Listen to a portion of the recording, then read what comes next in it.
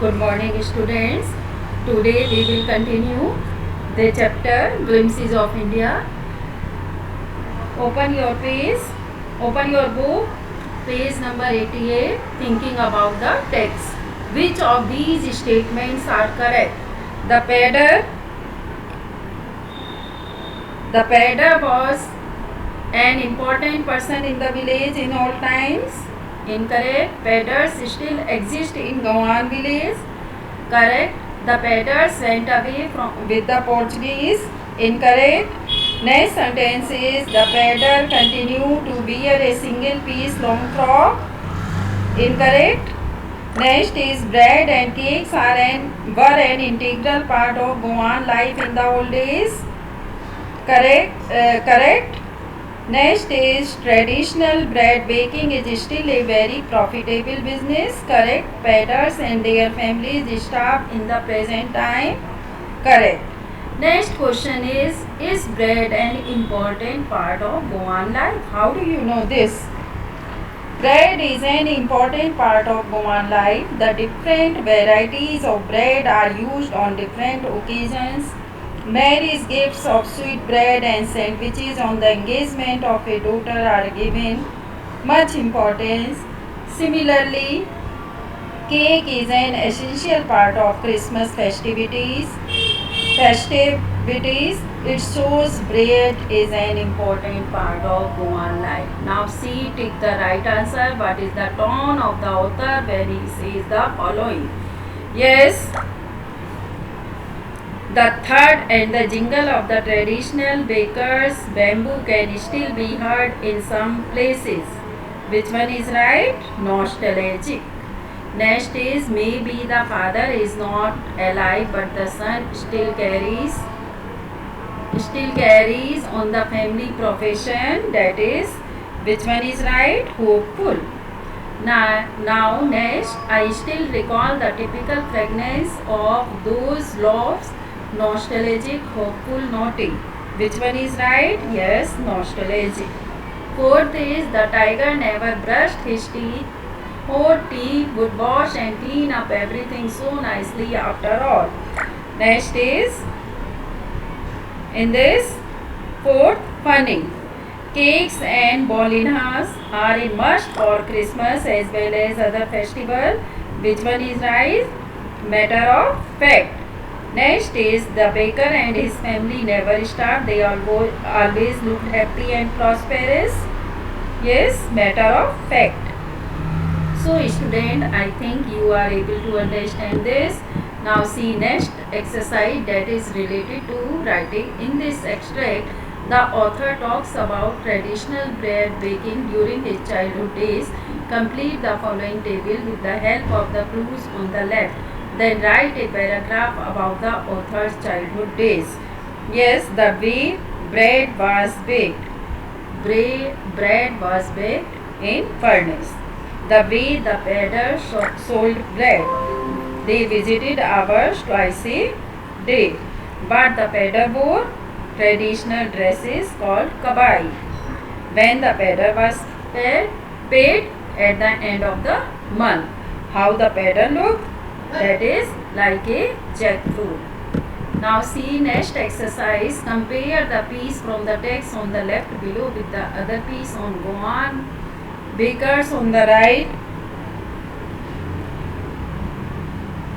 What makes the two texts so different? Are the facts same? Do both writers give you a picture of the baker? Yes. Answer is, what would be? They both tell us about the bakers of Goa. You can study yourself and can do. Okay students, now we will start group discussion. Now see second part of the glimpses of the past, that is Coorg. Coorg is a land of hills situated midway between Mysore and Mangalore. It is just like heaven. The land is inhabited by a race of great warriors, beautiful women and wild creatures. The area is known for coffee estates, forests, and spices. One can reach this place by rail, road, or air. The people of Coorg are hospitable. Its landscape beauty is wonderful.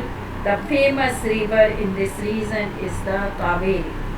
Now I am telling you the summary of this part. Coorg. Coorg is the smallest district of Karnataka. It is situated midway between Mysore and Mangalore, land of hills inhabited by a proud race of martial men and beautiful women.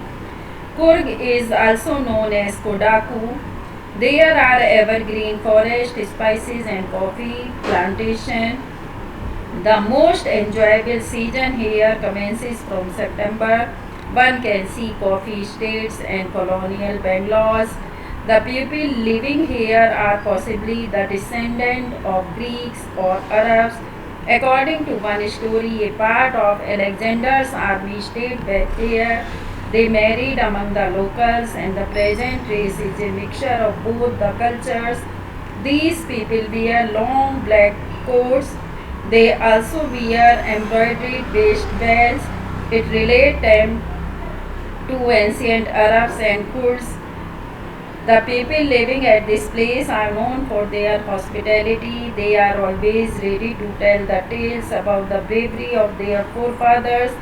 In the Indian Army, the Coorg Regiment is one of the most decorated regiments. The first chief of Indian Army, General Cariappa, was a Coorgi. A present Kodaku are the only people in India allowed to carry firearms without a license. The river Kaveri gets its water from the hills and forests of Coorg. A freshwater fish measure abounds in this water. The animal like langurs drop partially eaten fruit in the water. Kingfishers dive in it, and elephants enjoy being bathed in the river by Mahavats.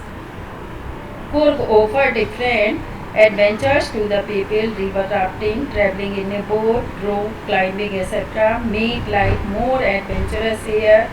One gets an opportunity to enjoy all these activities.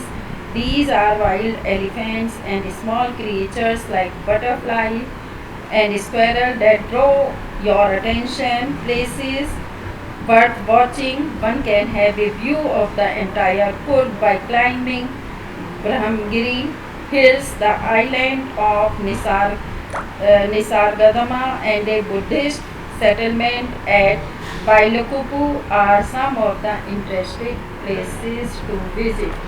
So students, I think you are able to understand the second part of this story, glimpses of the India.